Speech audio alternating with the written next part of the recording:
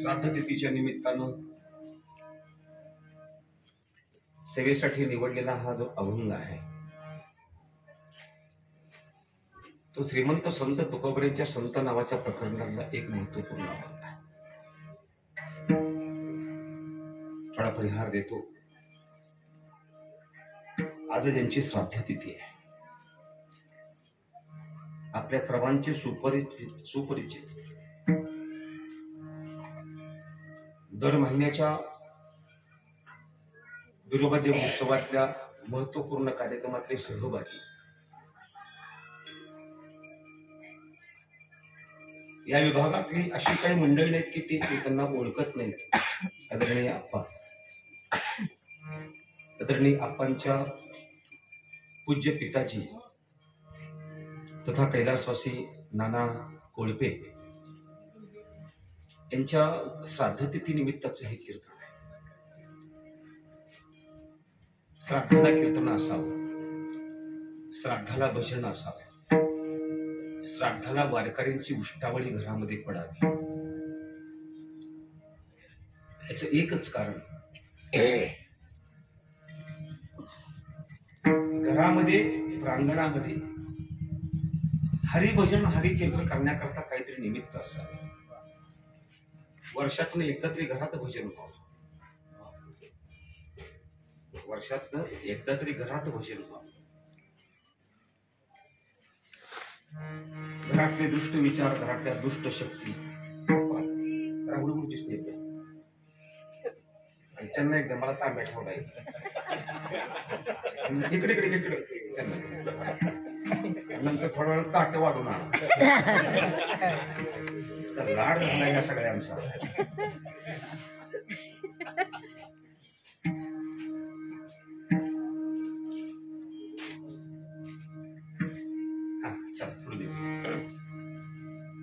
वर्षातलं एकदा घरामध्ये हरिभजन घडावं हे सांगत होतो.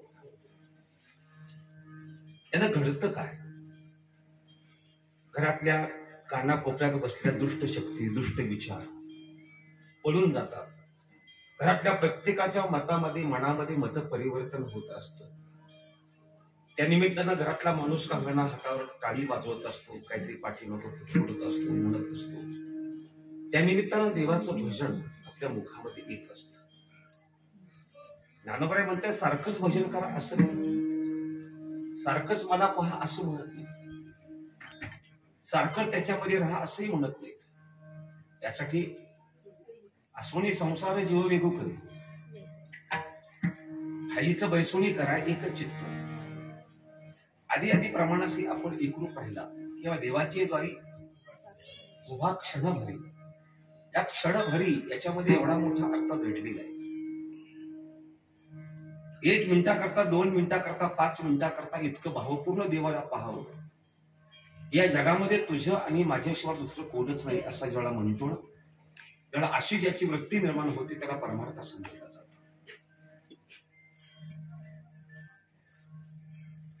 आणि पुन्हा माणसांच्या मध्ये बदल घडत राहत असतात. तो दुष्ट शक्तीपासून, तो दुष्ट विचारापासून दूर जात असतो.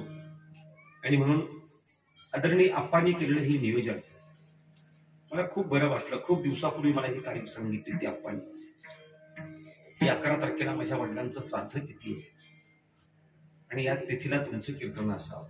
तसं आप्पांच्या परिचित भरपूर कीर्तनकार आहे, पण थोडं एक प्रेम आहे, कुठंतरी गुंतलेलो असतो. जसं भगवंतानं म्हणावं अर्जुनाला, अर्जुना गुंतलो होतो अर्जुन गुणे आणि मुक्त झालो तुझी पणे. अर्जुना तुझ्या प्रेमाशी गुंतलो, तुझ्या प्रेमाशी गुंतवलं म्हणून तू सारथ्यपणे केलं आणि युद्धामध्ये प्रारंभ केला आणि युद्धामध्ये आला. आणि तीच कुठेतरी प्रेम आप्पांनी साधलं आणि त्याच निमित्तानं रणजित पवार, विक्रमजी पवार ही 2 विभागातली दिग्गज गाणारी, मृदुंगासाठी राहुलजी बाबर, राहुल बाबर कीर्तनही करतात, गोडही गातात, मृदुंगही वाजवतात. विक्रम महाराज कीर्तनही करतात, विक्रम महाराज साथही छान करतात. अक्षय महाराज पुसोड्यावरून त्या दिवशी आसनगावला भेट झाली. मी साईजीराव मला बोलली होती की अक्षयला बोलायचं म्हणून मी सरळ सांगितलं, अरे 11ला येवर का कार्यक्रमाला वाजवायला. अक्षय महाराज आले, राजू महाराज आले, पलीकडच्या माहुलीची मंडळी आहेत, विकासनगरहून तुम्ही सगळी आलेला, चावरातनं तुम्ही एका ड्रेपरीवर सगळी आलेला. ओळखलं पाहिजे चावरात प्रयागराजला सोडली तुम्ही साड्यावर ओळखावल्या का चावरात म्हणून.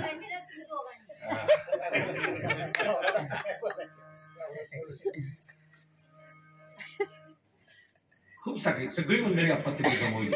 या गावाची आपली मंडळी सगळी आली.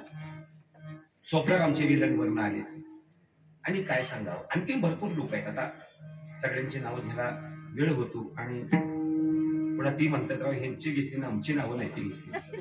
सगळीच तुम्ही जी मंडळी आलेला आहात, आदरणीय बाबांच्या श्राद्धतिथीच्या निमित्तानं हरिभजन हरिकीर्तन घडावं. मी पहिल्यांदा मुद्दा सांगतो, म्हणजे शेवट सांगणार नाही, मग अभंगाला येतो.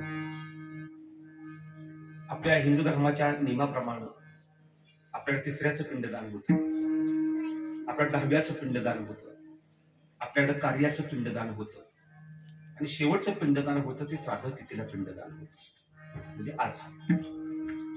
कारण आजचं पिंडदान हे खूप महत्वपूर्ण पिंडदान असतं आणि आजचं पिंडदान केल्याशिवाय 15%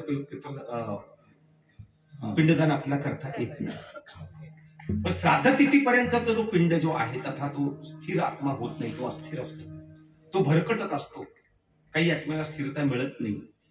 पण ब्राह्मणांच्या मंत्रघोषामध्ये अंगणातल्या हरिभजनानं, टाळानं, मृदुंगाच्या आवाजाने, विण्याच्या आवाजानं, चिपळ्यांच्या आवाजानं ज्याला तो आत्मा त्या भजनाशी एकरूप होतो आणि निघतो ना, त्याला तो मोक्षाशी प्राप्त होतो.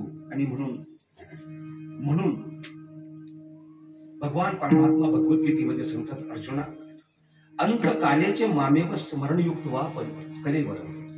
अंतकाली जो माझं स्मरण करत करत जातो ना, तो सत्य लोकाला